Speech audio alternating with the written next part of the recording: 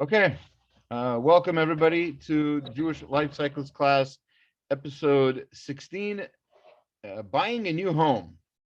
And uh, today's class is sponsored, we should mention that, anonymously. Thank you, Anonymous. And let's hope that let's pray that the learning of Torah should be a zchut for this person and for all of us learning, and for all the people we love, and only good things for everybody. The class, as mentioned, the title today is Buying a New Home. And you might wonder to yourself, hey, how do I know that this is part of a Jewish life cycle? And there are arguments on both sides. You could say, I don't have a class on buying a suit or buying a car. There's no class on buying new tzitzit. That's not.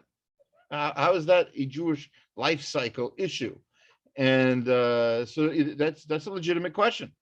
And furthermore, many of the books that I've used to prepare for these classes are books on the Jewish life cycle. For example, Rav Eliyahu's Kitov's, ironically titled "The Jew in His Home," ironically because he doesn't actually talk about, and many of the other Jewish life cycle books don't talk about, buying a home.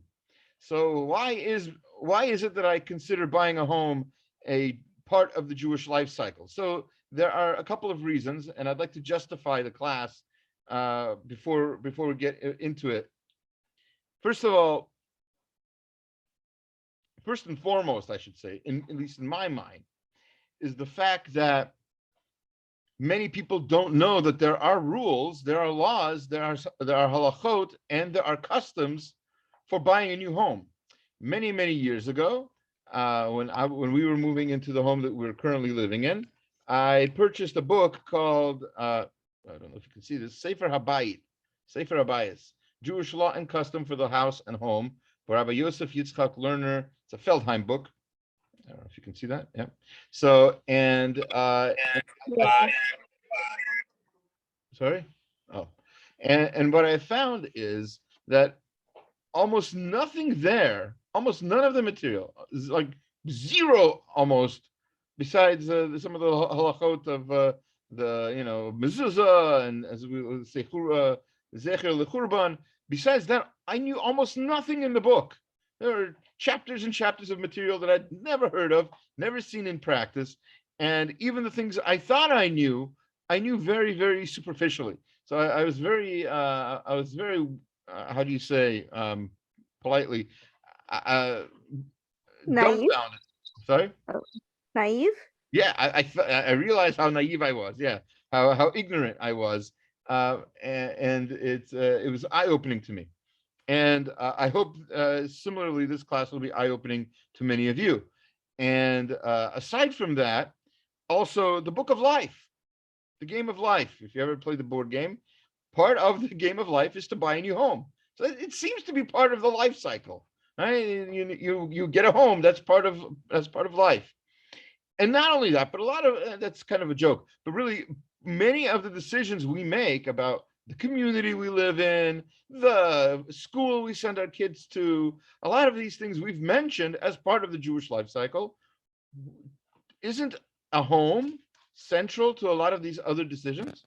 So I found that it is, and there's quite a bit to discuss there, right? You can see the shadow there. Okay, we get it. You like me too. Okay, so let's. This is what happens when you teach a class from home. No, I was so confused. I was like, what is going on with this online? I'm being attacked. Okay. Anyway, so all right, but so the other reason why I think this class belongs in the Jewish life cycle class is because well, I think those three reasons are pretty much it. But besides the fact that at least some of the ideas are definitely mentioned in Jewish life cycle books that I've mentioned before. So let's talk about buying a new home. Let's talk about the first thing people think they know, and that is that you need to have a mezuzah. right? You buy a new home, you have to put a mezuzah. How much time do you have to put on a mezuzah? So this is actually where one of the areas that a lot of people are not as knowledgeable as they think they are. Most people think, you might have heard, that you have 30 days to put up a mezuzah after you buy a home. That's actually not correct. You have, yes, you have your entire lifetime to put on a mezuzah. But when should you do it? Not in the first 30 days. You should do it in the first day when you buy the home. And it doesn't matter if it's a new home or an old home, you have the obligation of putting up a mezuzah when you get it, as soon as you can, as soon as you have permission from the previous owner to put nail or tape or super glue or whatever you're going to use, as soon as you're allowed to mess around with the outside of the home, you are obligated in mezuzah. Why do people think they have 30 days? It's because of a little tiny complication, and that is, what is considered a home that requires a mezuzah? That's where the 30 days comes in, because it's not a home that requires a mezuzah unless you're going to live in it for 30 days, at least. That's what's considered a non-temporary residence that requires a mezuzah. In other words, if you're going to live somewhere for less than 30 days, you don't need to put a mezuzah there. Let's think of some examples. You're going camping. You put up a tent. Should you put up a mezuzah? No, because you're not going to be there for 30 days. Good. Right answer. I only see one person shaking their head. That's how I know that you got the right answer. All right. Next example. Like in the Dora videos. You have to wait like 5-10 seconds. Yes. Delicioso. The other example. You're building. Let's say there's a holiday in which you have to build a temporary residence. Let's call it a sukkah. And let's envision this imaginary situation, right, where you have to build a temporary residence where you're only going to live there for 8 days, actually 7. We'll see. Either way, you build the sukkah. Do you have to put a mezuzah on the sukkah? No. Oh, right, because it's not 30 days, it's 8 days or 7 days, or depending on what your HOA tells you. But okay, either way, yes, you do not have to put up you don't put a mezuzah on that. Let's say you're not living in a place. Let's say, and here's where a lot of people get confused. I know they're confused because I see all over Facebook that people are confused about this. Let's say you're starting a business and you have a new office where you're never going to sleep. You have a new office or a new store or anything else. When do you put up a mezuzah there? Trick question, right?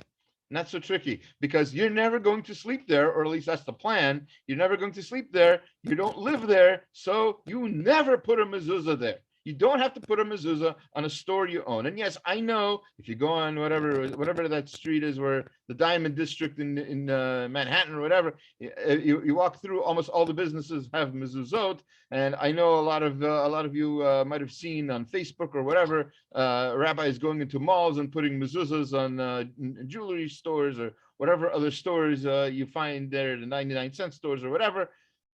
Not necessary. A store does not need a mezuzah. In fact, a shul does not need a mezuzah. No building that you're not going to live in needs a mezuzah. If you're not sleeping there, you're not eating there, you don't need a mezuzah there. And so that's why a restaurant doesn't need a mezuzah, a store doesn't need a mezuzah, a shul doesn't need a mezuzah. Now, there's a difference between a Beit Midrash and a Beit Knesset. We're not going to get into all that right now. We're not talking about that specifically. So only a home where you're going to eat and sleep, that's the only place where you need a mezuzah. In fact, you only need a mezuzah in a room where you theoretically could eat or sleep. So that does not include a bathroom, right? Because you're not going to eat or sleep, hopefully, in the bathroom. And also, it does not include a closet that's too small to sleep in. Right? If the closet is theoretically large enough, a walk-in closet that's theoretically large enough that that you could sleep there, even though you don't plan on it, halakhically there's a machloket, but I think we poskin that you do need a mezuzah there, although there's a question of whether you need a mezuzah. We're going to put a mezuzah with a bracha. Sorry, you don't get a bracha. All right. Let's say there's like a Jewish guy who ends up like a homeless Jewish guy who ends up like coming into the store, and he like sleeps there, but it's like in your business. I don't know. I'm just like thinking weirdly. Homeless Jewish guy needs tzedakah, and needs to be set up somewhere so he doesn't sleep in your store. I don't think you'll have too many customers if they know that there's a homeless person sleeping in your store. Just a moment.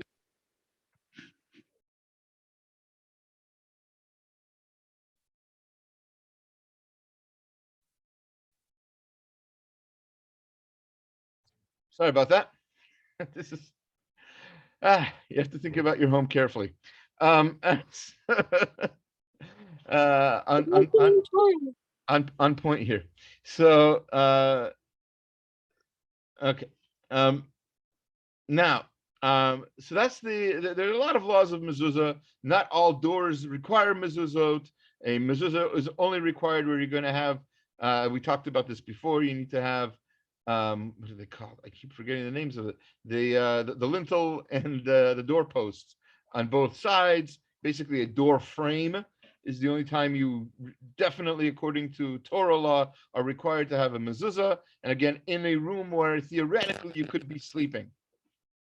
In other words, not that you plan on sleeping there, but you could theoretically sleep there because it's big enough for a regular human being to fit into. Okay, so that's one of the halachot of a house that some people know or think they know. There's a lot of other details of mezuzot. Yes, it's not enough to have a mezuzah on one door. I don't know where that ever came from. And you need to have a mezuzah on every single door for every single room in your house that has a door frame that in theory is large enough for somebody to sleep in, including possibly a laundry room, including possibly the hallway, right? Interesting historical tidbit many people don't know is that, especially in Europe until the Renaissance, really, during the Dark Ages, most houses in Europe were basically mostly the hallway. They were the hall, which is why, if you notice, some of the older buildings, they're called something hall, right? Because the hall was the main room, and all the rooms were really one big room, and it's called the hall. The hall got smaller and smaller over time in history, and now it's basically almost a useless little passageway between rooms. But that's not what it used to be. There didn't used to be bedrooms and bathrooms and things like that. There used to be just one big hall, and people would sleep there, and people would eat there. It was what are those apartments called? Where they have that nowadays? Studio apartments? Yeah, that's it. A studio, basically like a studio is what most homes used to be like in Europe. Thank you for giving me that. My my lexicon is down for the moment. The I've just dealt with apartments today, so okay, so you understand.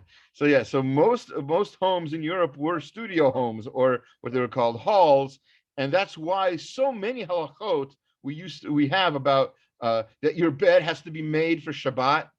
That halacha has to do with the fact that people would see your bed, right? Because your bed was in the hall. So was everything. Your guests came into the hall. That's where your bed was. That's where the table was. Everything was all in one room, right? So yes, you should make your bed because everybody's going to see it. Now, beds are in bedrooms and they're more or less private, hopefully. And so nobody sees them. And so it might not be the same urgency of making your bed for Shabbat, for instance. Similarly, there's laws of mourning that the Gemara mentions of upturning your bed, having your bed, like basically if you're in mourning, God forbid, that you should have your bed upside down. Most people don't do that anymore, not because they're ignorant of that, but because it's not even the halacha anymore. I don't think anybody paskins that that's the halacha. That the reason for that was, again, because people saw your bed. And seeing your bed upside down would be a sign that something is going on in your life, that you're in mourning, for instance. So now, it's not the same thing. The history of the changing of houses is a very interesting topic for me, anyway. I read quite a bit about it in a book called At Home by Bill Bryson. Very worthy read if you're ever curious about what every room. There's a history to every room in our house, really. Anyway, aside from all that, let's focus on other halachot that we know or think we know about moving into a home. A very well-known halacha, and we said we'd mention this. This is one of the things I did know about, at least I thought I knew about. This is something called a zecher l'churban. A zecher l'churban means since the destruction of the temple, we're supposed to always have that in our consciousness. We're also supposed to think about the fact that we can't be fully happy, fully complete, etc., etc. So how do we? One of the symbolic ways to show that is to have in our home a part that's incomplete. A part that's incomplete. So, for example, you've painted you've built a brand new house. You've painted everything. You're supposed to leave one part, one square, whatever, unpainted, unfurnished, and you're supposed to leave it there. And it's supposed to be somewhere like in the front of your house when you walk in. So you always remember that your house isn't complete without the Beit Hamikdash. Our house can't be complete if Hashem's house is not complete. That's called Zecher L'Churban. And I've seen in religious homes, and I'm by the way, I should say I'm a little torn by this particular idea, and I'll explain why. But I've seen, for instance, where there's a part of the wall that is not painted, and instead there's basically like a frame around it. So it almost looks like a painting. It looks like a work of art, but it's a very plain work of art. It's an unpainted wall.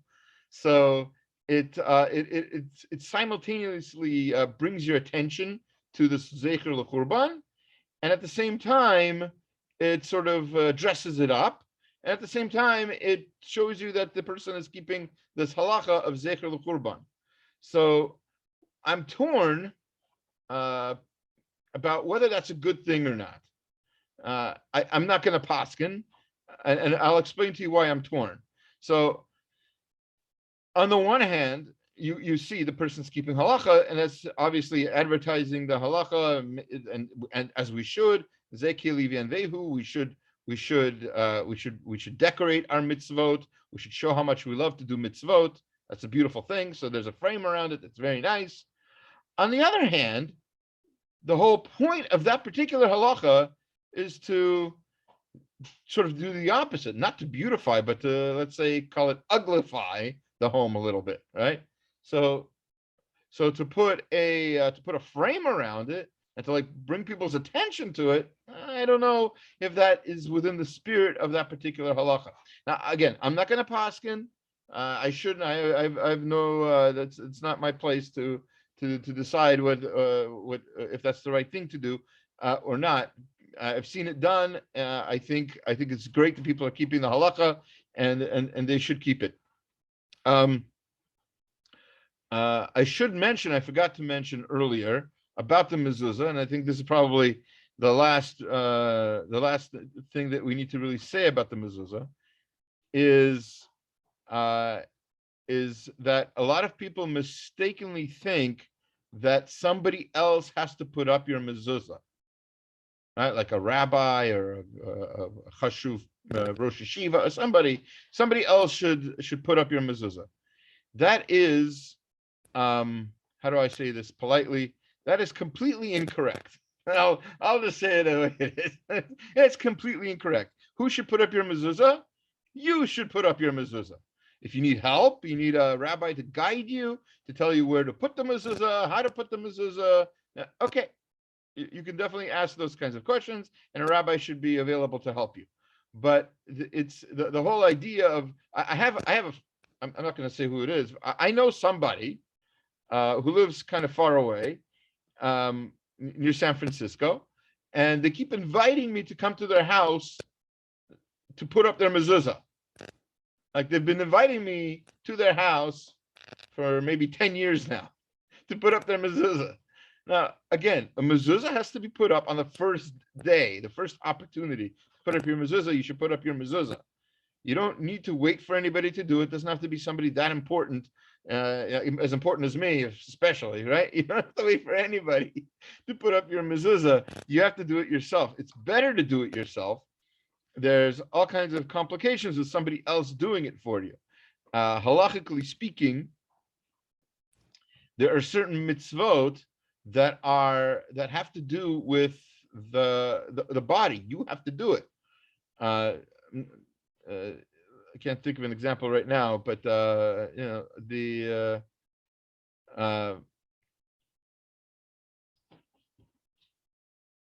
yeah, okay. So let's say you're a shochet, right? You're a shochet, and you that's a bad example. I can't think of a good example, but there are certain mitzvot where the result is the important thing. In other words, the brit milah, the result, like the child has a brit milah, doesn't matter really who does it. Yes, of course, somebody who knows how, and yes, of course, somebody who's willing to do it, obviously. But and ideally, it should be the father of the child. But the most important thing in that mitzvah is the result, that the child should have a brit milah. The result here is that the house should have a mezuzah. And by the way, this all should be mentioned. I was thinking about saying this. I was debating whether to say it or not. As with most things, most people do the whole mezuzah thing for the wrong reasons. The mezuzah is going to protect you. It's going to give you bracha. Yes, that's all true. But that's not why we do mezuzah. Why do we have a mezuzah? Because it's a mitzvah. Hashem said, put up a mezuzah. What the reason is, it's not to protect you, to give you a blessing. It doesn't matter. Even if it doesn't protect you, God forbid. Even if it doesn't give you blessing, God forbid. You still put up a mezuzah. It has to be a kosher mezuzah. It has to be written properly by a good scribe. It has to be, the casing does not matter at all. Some people say it shouldn't be metal, by the way. But usually, any kind of casing is fine. Why not metal? Yeah, there's there are opinions that it should not be metal. For the same reason as in last week's parsha, the previous parsha actually, the very end of Yitro, where it talks about building the Mishkan, the metal implements should not be used in making the Mishkan because the Mizbeach, because metal is symbolic of war, of violence. And that's the last thing you want to have in your home, something that symbolizes war and violence. So that is not the symbol of Shalom Bayit, like the mezuzah typically is. I think we've mentioned before that I think we have mentioned already the reason why the mezuzah is in a diagonal, right? We did talk about that when we talked about Shalom Bayit. Yeah. Yeah. So we'll keep it at that unless you need a refresher. And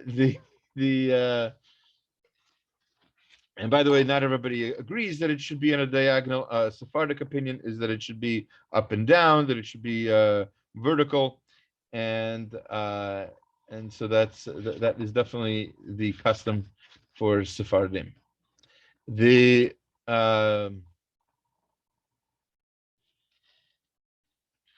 So we're moving into our new house. We do the mitzvah d'oraita of putting up a mezuzah. We've kept a special spot in the house that's not finished. That's a zecher lechurban. Beautiful.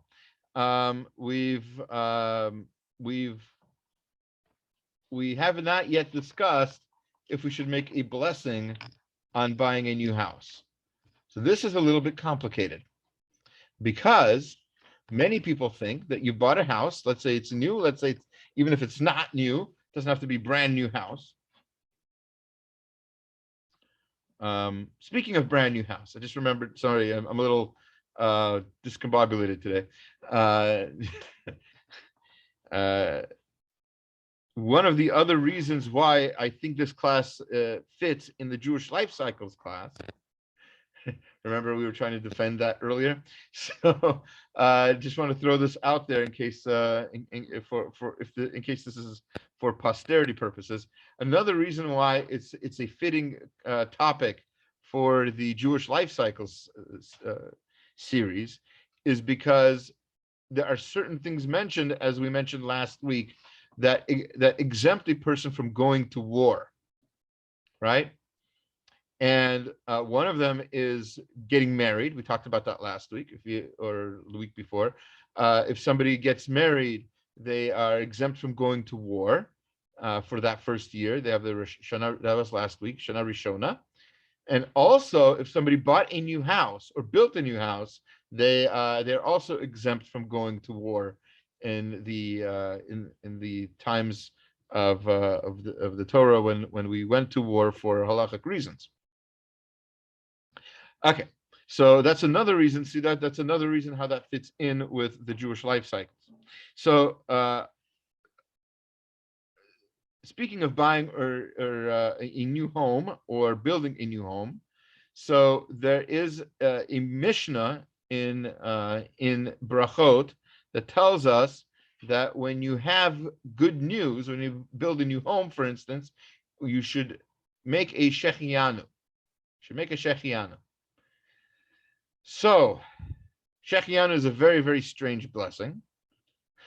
Strange in the sense that its rules are complicated, much more complicated than we have time for today. But suffice it to say that Shechianu is not always said. And one of the things that the Talmud tells us in Brachot is that Shechianu is said specifically on something that gives you joy and that's something that benefits you alone, you separate from everyone else, as opposed to something that benefits others as well. That deserves another blessing, not a Shechianu, but the blessing of Hatov v'Hametiv. Hatov v'Hametiv. So for example, if you bought yourself a motorcycle, right? You bought yourself a motorcycle. It's for one person. It's a one-seater, right?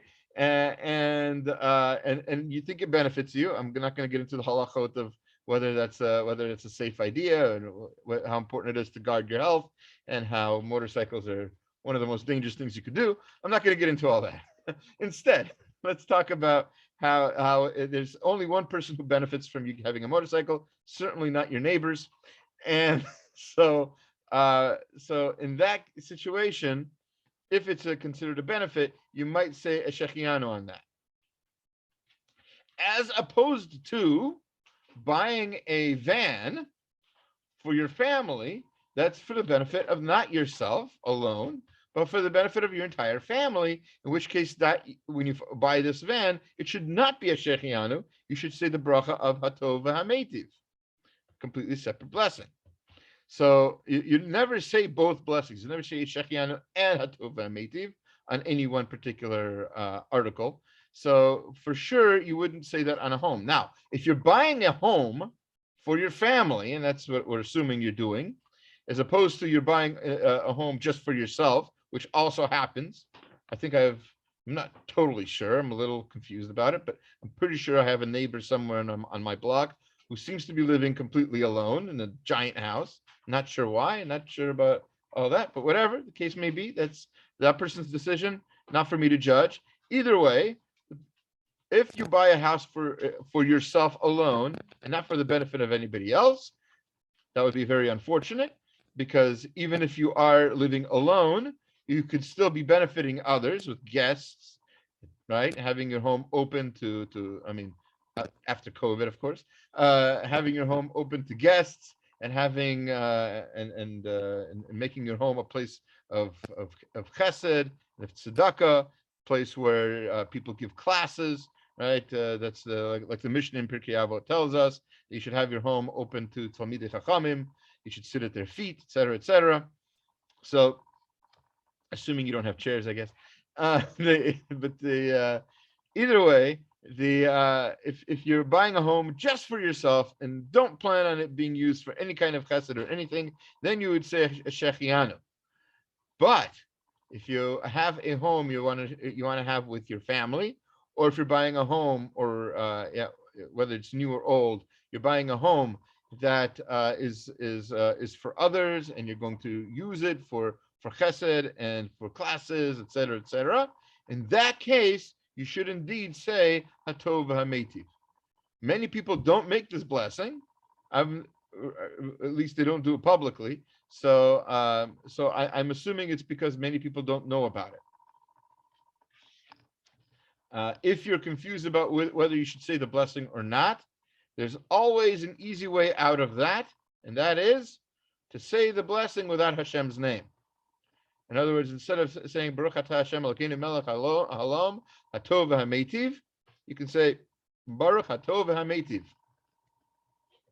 It's that simple. That also works for Shechianus when you're confused about whether or not you can say one. That is the idea there. Okay, you put up your mezuzah, you have a Zeichel Mikdash, and you've said the blessing of Hatov HaMeitiv, etc., etc. What should you now bring into your home? Did you know? Oh, maybe even before that. Before we get to that, let's see. One moment.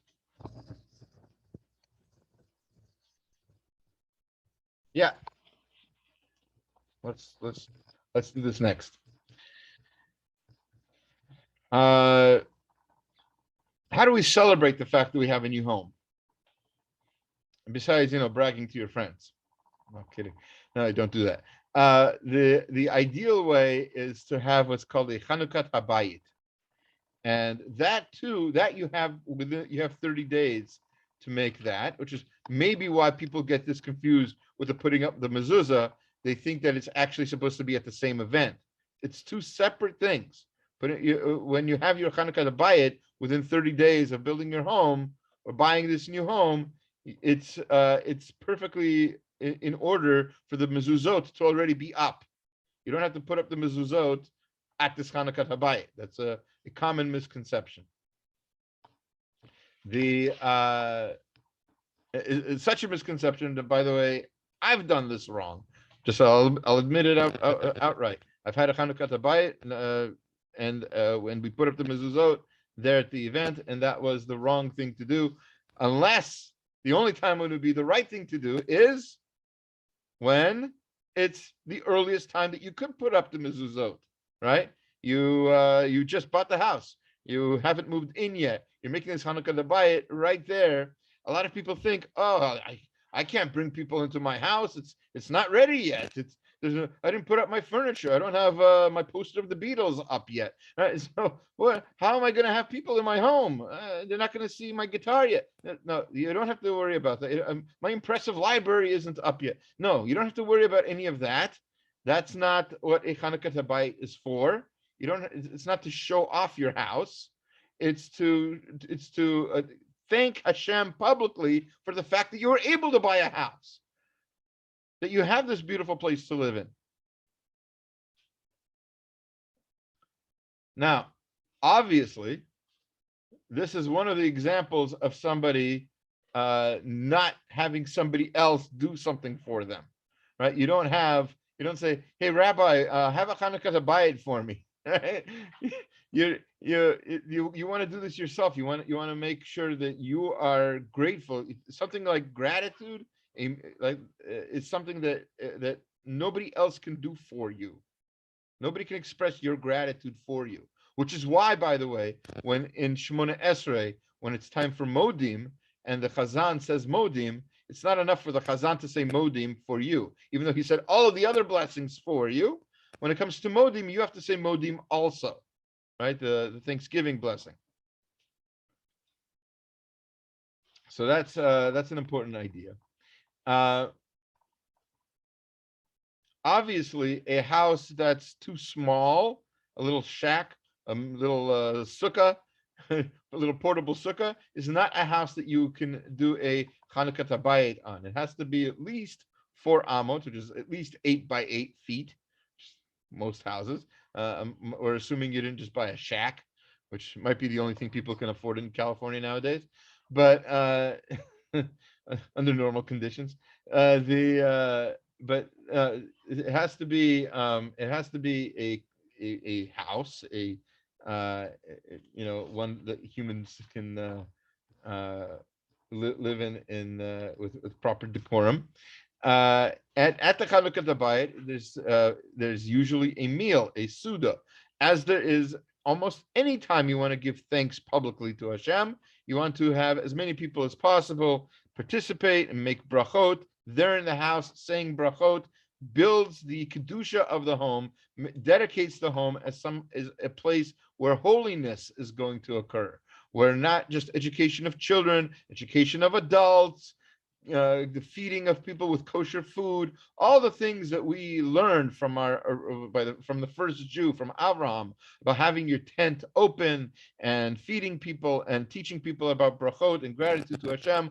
All of that is supposed to be done in your home. That being said, even though you have usually within 30 days of doing this, you really should do it as soon as possible. Why? Because what are you showing when you're doing this? You're showing that you're grateful. And by the way, this might be hard to imagine, maybe this is only me, although halacha seems to agree.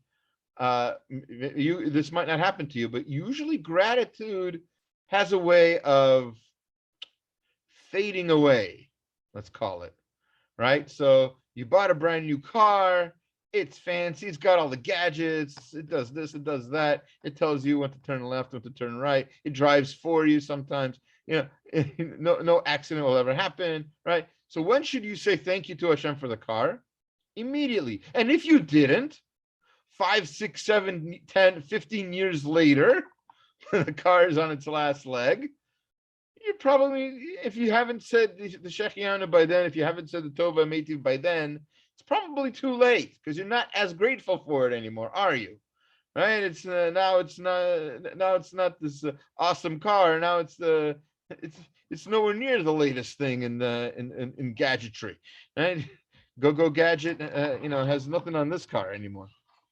So, with that being said, same thing occurs with a house. You really want to thank Hashem for it as soon as possible, before you start finding its flaws and saying, oh, the water pressure isn't so good. Oh, I don't like the shape of the sink. Oh, this or that, this wall is too tight. This corner is too 90 degree, whatever craziness you can come up with for not liking your house after years and years of living in it successfully.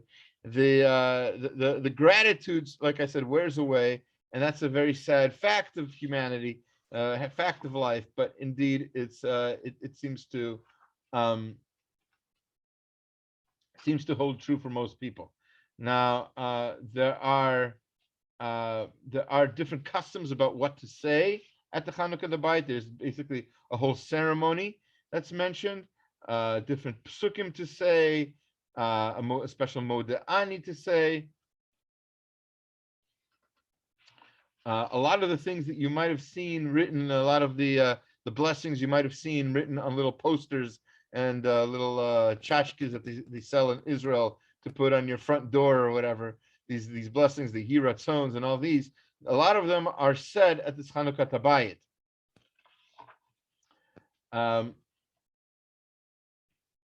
One of, according to several opinions, one of the most important things to do when you move into your home is to dedicate a spot, to dedicate a place for where you're going to pray and where you're going to learn. Now, it could be the same place, by the way, right? Obviously, especially if it's a small enough apartment that you're going to need to have your stender in one place only, right? So you need to, but you need to dedicate this place. You're going to say, this is the place where I'm going to learn. This is the place where I'm going to pray. And this is called a makom kavua, a steady place. And we learned about that in our Ein Yaakov classes from the beginning of the Gemara in Brachot. It talks about how everybody needs to dedicate a place, a specific place where to pray. This is also true in your home for a special place to learn as well. Next, okay,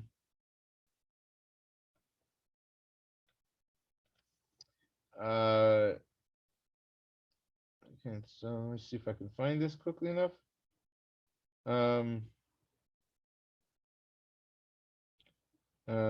Yeah, let's talk about the design of the house a little bit.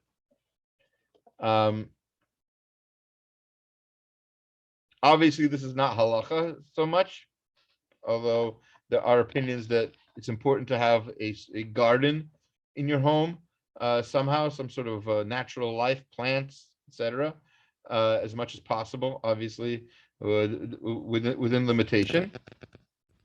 It's Chazal tell us it's important to have this for maybe Kabbalistic reasons, but I think it's also important for chinuch, right? Because especially if you're raising children in there, which is part of the Jewish life cycle in general, if you're raising children in a home, you want to make sure that they have the opportunities to see Hashem's wonders, right? To see nature, to see things grow, and to see seeds and see fruits that are natural, and they shouldn't grow up thinking fruits come from supermarkets, right?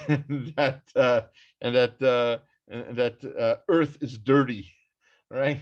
Yes, there's such a thing as dirt, and there's also such a thing as earth and soil, and children should learn that that these are beautiful things. That this is how we learn. You should get their hands dirty sometimes. It's okay, right?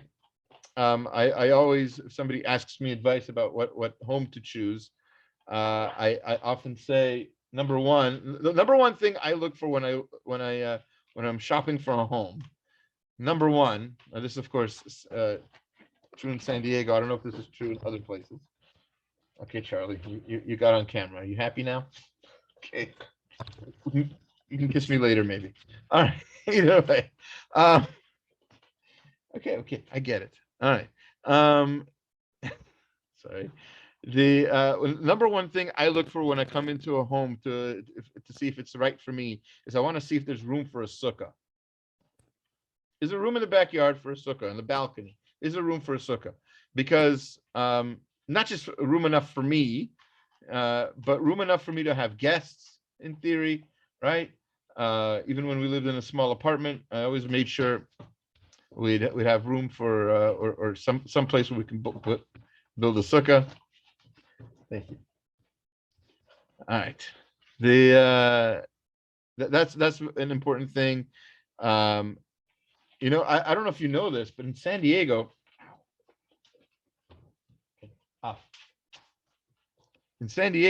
a lot of people like to have a swimming pool.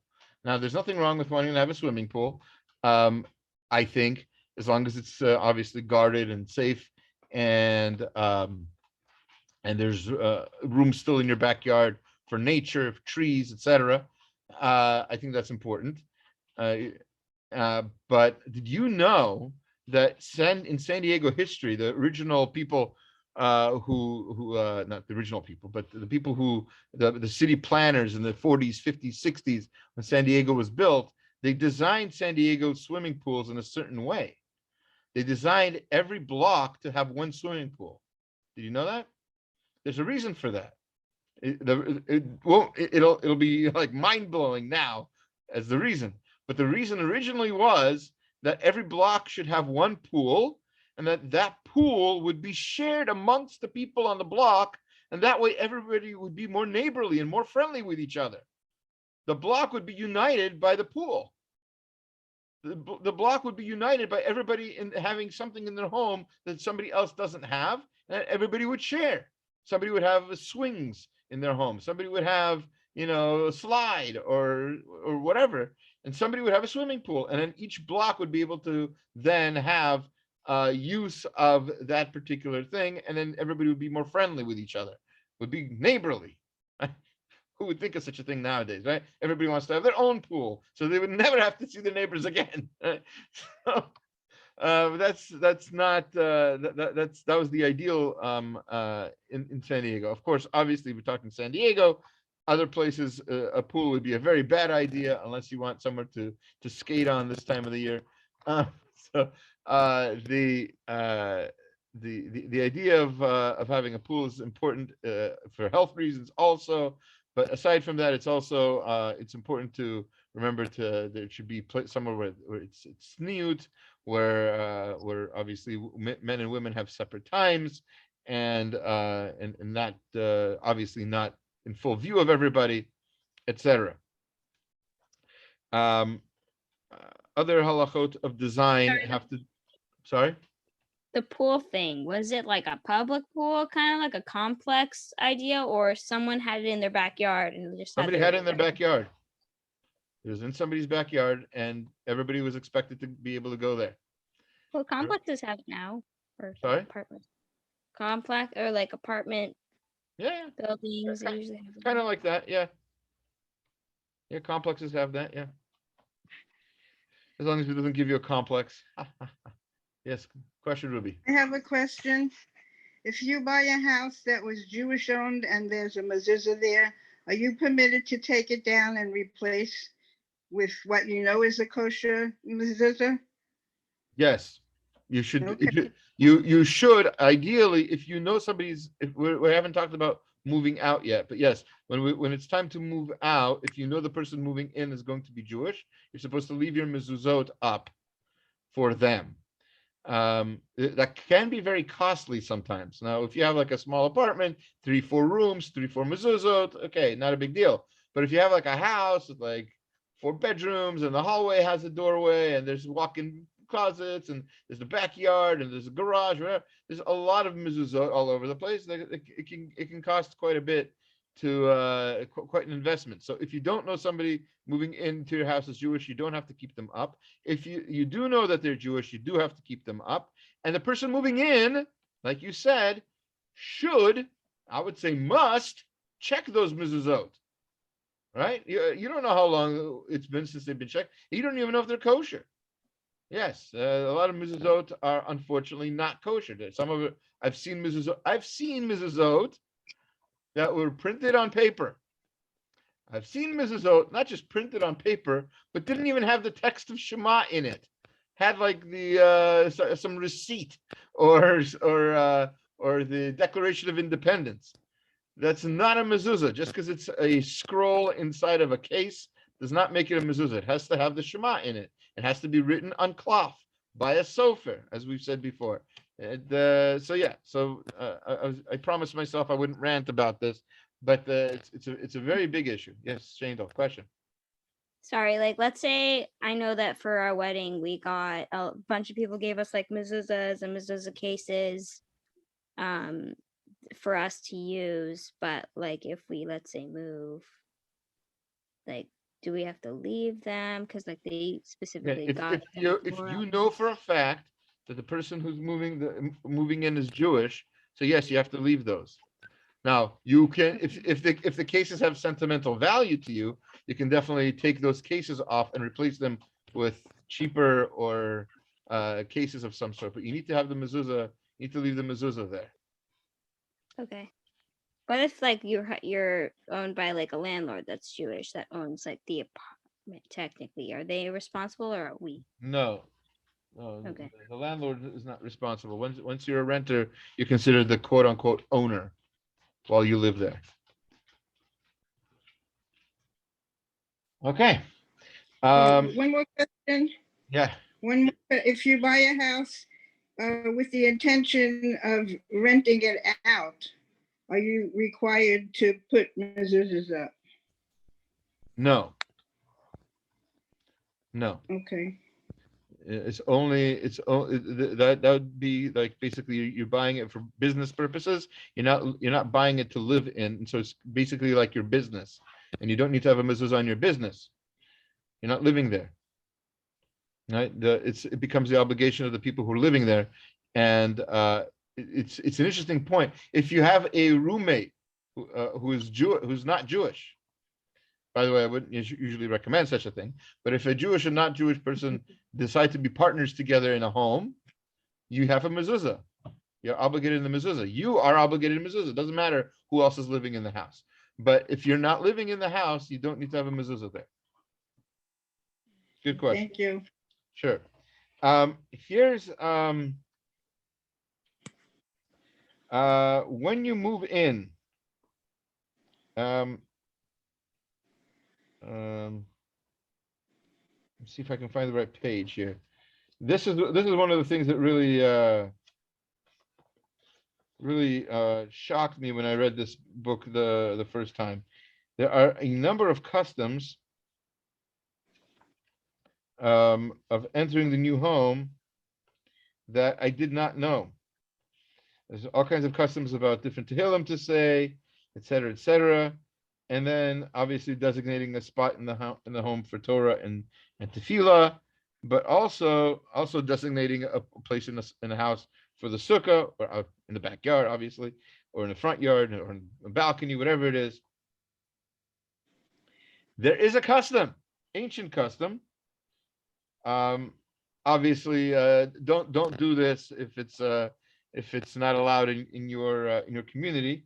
But there's an ancient custom to leave chickens in the house overnight and to slaughter them the next day. Obviously, not a good idea for most people nowadays. But it is a very common thing. I've noticed, at least in the last couple of years, a lot of people are buying chickens to have as like pets in their home. Of course, obviously, if this is allowed where you live, it's a perfectly fine thing to do. There's a Hasidic custom, similarly, to push a live chicken through the chimney. Okay, I don't recommend that. There is a custom. The first thing you should bring into the house is salt and vinegar. Some people bring bread, salt, candles, and honey into the house. Now, what are all these things? What's the salt and the vinegar? So first of all, salt and vinegar usually represent staying power, right? These are preservatives. So what you're saying is you want this home to last, right? Just like salt and vinegar can preserve food, so too we want this house to be preserved. We want our lives and our healths to be preserved, right? Some people bring, like I said, bread, salt, candles, honey. These things represent the basics of life, right? Bread, salt, candles are light and heat, right? Honey, again, preservative, it's sweetness. There's a custom nowadays to bring coffee into the house. Obviously, that's a rather recent custom, at least since 1492, because there was no coffee in Europe until then, right? There's a Syrian custom to bring olive oil, flour, and semolina into the house. I don't know why semolina. I'm sure it's written about somewhere. There's an old Hasidic custom to stick needles into the doors and windows. Okay, obviously be careful and try to remember where you put these needles. We talked about the Chanukah Tabayit. There is a classic, let's call it Kabbalistic work called Raziel Hamalach. Raziel, the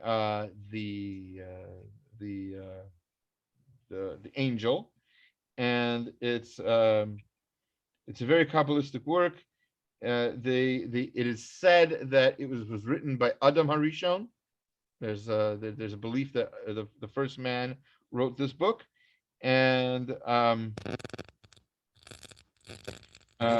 or is given by the angel Raziel to Adam. Either way, it's a very complicated work. I'm not. I don't think I've ever met anybody who's actually ever studied it.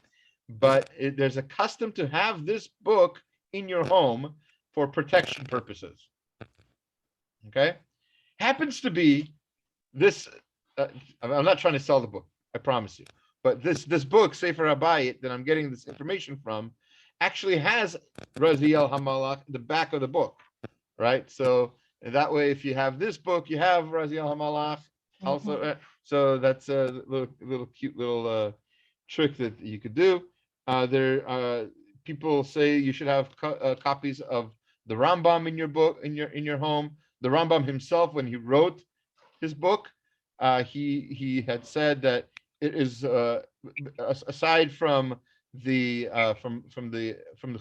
Tanakh, and aside from Mishnah and Gemara, the only other book you need to have in your home is the Rambam. That's the Rambam said that. So great advertising, right? So, but no, but seriously, the reason he wrote the Rambam was because it would summarize halacha into a basic format that anybody could follow. Obviously, there's so many commentaries now on the Rambam. There's so many volumes now of commentary. There's books and books and books written on the Rambam every single probably day, right? So and so many new books on halacha all the time. So obviously, any book of practical halacha is important to have in the home, I would say, whether it be Rav Belsky or there's basically books on all kinds of practical law, and it's important to have these in your home, not just because of protection, but because that's what your home is for. It's to live. And what are you doing in your home? You're living. How do you live? You live by knowing how to live. Halakha means the path, meaning how to live your life. Now, on the subject of Rav Belsky, a younger Rav Belsky, Rav Chaim Belsky, recently, or I don't know how recently, published a book called Pets in Halacha. Mosaic Feldheim publication. Anyway, it's a book about practical halachot for pet owners. I think that's related to having a home, because many people, especially nowadays with COVID, there's been an increase in pet ownership, for better or for worse. I'm not going to judge here. We have a pet, as you've probably seen today, and it's important to know that there are halachot about these things. There's certain kinds of animals, whether they be the species or whether individual animals that are considered dangerous and scary, that you should not have in your home. A lot of people put pit bull in that category. My daughters would argue that pit bulls have a bad reputation, an unearned bad reputation. I'm not going to get into that now. It has more to do with their training than it does with the individual species. But there are certain creatures, scorpions, vipers, cobras, that you shouldn't have crawling around your house. It's not safe. It's not a good idea, and it scares people. It'll probably limit your guest list. There's certain people you either can't or won't invite because they'll be too scared to come over, and that's not ideal. I'm not going to talk about my own personal regrets with my current pet, but there are halachot about how to do it, and of course, obviously, the home needs to match the pet, right? If your animal, whatever it is, needs to have a lot of room to fly around, if it's a bird, or lots of room to run around because it's a dog, then you better have a big backyard for the dog, obviously not for the bird, or you have to have a large enough home with tall enough ceilings that the bird can fly around and not get hurt and not hurt your Shabbos guests, right? So these are all practical halachot, I think, about, and I think they're all related to the Jewish life cycle. Our next class will be our last one for the Jewish life cycles for a while. It's going to be a class on adoption.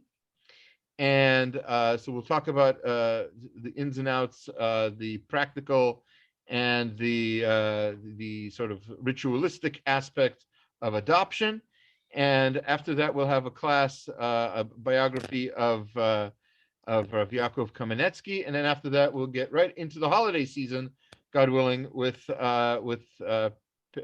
Purim coming up in about 6 weeks and Pesach coming up in 10 weeks.